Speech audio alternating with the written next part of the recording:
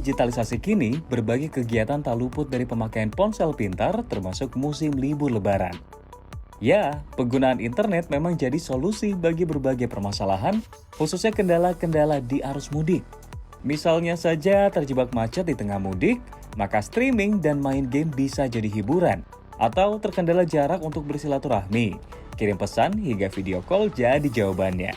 Belum lagi jika merasa bosan di kampung halaman dan tak ada kegiatan, sosial media dan mendengarkan musik bisa jadi pelarian. Untuk itu, para operator telekomunikasi kini memang tengah bersiap menghadapi traffic komunikasi di periode Ramadan hingga libur Lebaran 1444 Hijriah atau tahun 2023 yang diproyeksi akan melonjak. Kementerian Perhubungan melalui Badan Kebijakan Transportasi dalam surveinya menyebutkan potensi pergerakan masyarakat selama Lebaran mencapai 123,8 juta orang. Jumlah ini melonjak dibandingkan prediksi pergerakan masa Lebaran tahun 2022 yang hanya sebesar 85,5 juta orang. Sejumlah faktor yang menyebabkan tingginya angka prediksi pergerakan masyarakat di kala Lebaran, yakni tidak adanya PPKM dan situasi yang pulih dari pandemi COVID-19, perekonomian yang membaik, tidak adanya pembatasan dan larangan perjalanan keluar kota, dan persepsi positif dari masyarakat pada penyelenggaraan angkutan Lebaran 2022.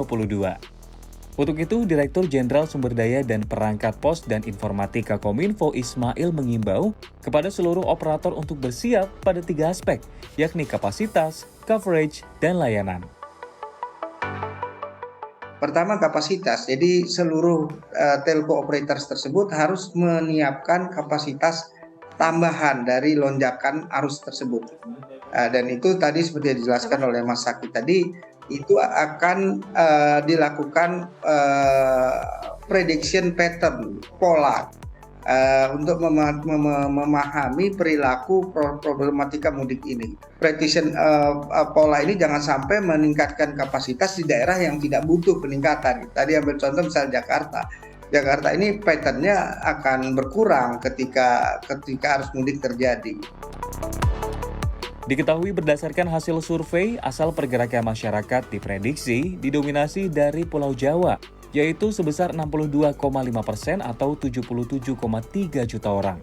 Adapun 5 daerah asal pemudik terbanyak, yaitu Jawa Timur dengan 17,1%, kemudian Jawa Tengah dengan 15,1%, Jabodetabek dengan 14,8%, Jawa Barat dengan 12,1%, dan Sumatera Utara dengan 3,6%.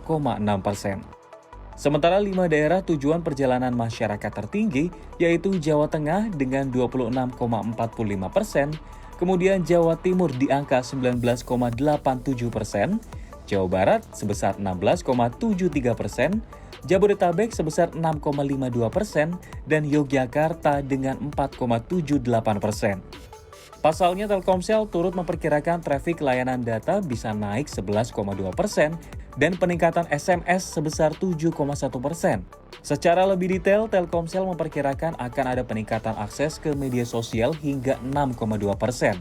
Lalu layanan komunikasi seperti instant messaging dan video conference yang naik sekitar 20%, disusul layanan streaming video tumbuh 15,6%, serta layanan mobile gaming naik 32,4%. Traffic secara total pasti akan naik gitu ya. Kalau dari kami Telkomsel memprediksi sekitar ada kenaikan untuk traffic layanan data atau broadband akan naik sebesar 11,2%. Lalu juga akan ada peningkatan dari SMS sebesar 7,1%. Jadi secara total traffic akan naik, tapi memang itu akan tergantung dari area atau daerah-daerah yang menjadi tujuan mudik ataupun daerah yang menjadi area yang ditinggalkan oleh pemudik. Jadi secara total tetap akan ada kenaikan traffic. Jadi kami Telkomsel memprediksi semua area-area gitu ya, yang mana yang akan ada mengalami lonjakan traffic seperti daerah-daerah misalnya di daerah Jawa Tengah, Jawa Timur gitu ya, dan juga daerah Sumatera. Ada juga beberapa daerah seperti DKI. DKI itu adalah daerah yang secara ditinggalkan oleh para orang yang melakukan pemudik gitu. Jadi akan lowong secara traffic di daerah DKI Jakarta. Nah, hal-hal seperti ini yang memang menjadi challenge kami gitu ya, untuk bisa bagaimana traffic yang kita melakukan optimalisasi jaringan ya, antara yang daerah yang ditinggalkan maupun daerah menjadi tujuan. Ismail turut menggarisbawahi meskipun masing-masing operator memiliki pola pelayanan yang berbeda, namun pemerintah mengharapkan adanya sinergitas antar operator dalam memandang arus mudik sebagai aktivitas nasional yang harus ditangani dengan kerjasama.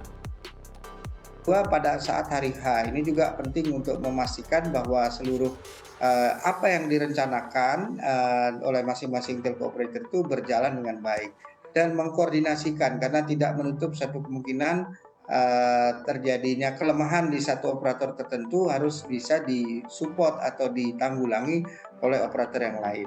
Jadi kami membangun suasana Indonesian Incorporated ya untuk menghadapi mudik ini, bukan persoalan individu atau masing-masing operator saja.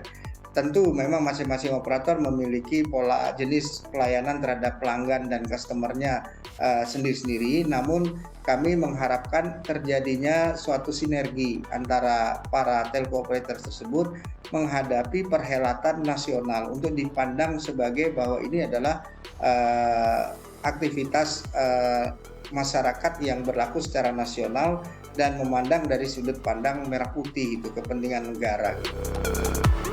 Menghadapi aktivitas nasional, Telkomsel pun mengambil langkah pemutahiran teknologi dengan fokus di 490 Point of Interest atau POI di berbagai wilayah di Indonesia.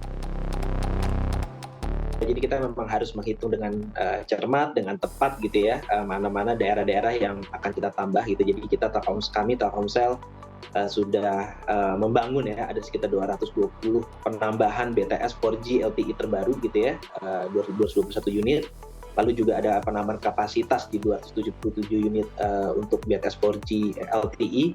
Itu juga mengcover dari semua titik 490 point of interest yang tersebar di berbagai wilayah yang mencakup 59 area residensial, ada 68 di area transportasi utama ya, transit seperti bandara, stasiun, terminal, pelabuhan, lalu juga ada 315 POI ya, point of interest di special area yang kita sebut special area seperti alun-alun kota, ada pusat perbelanjaan atau pariwisata.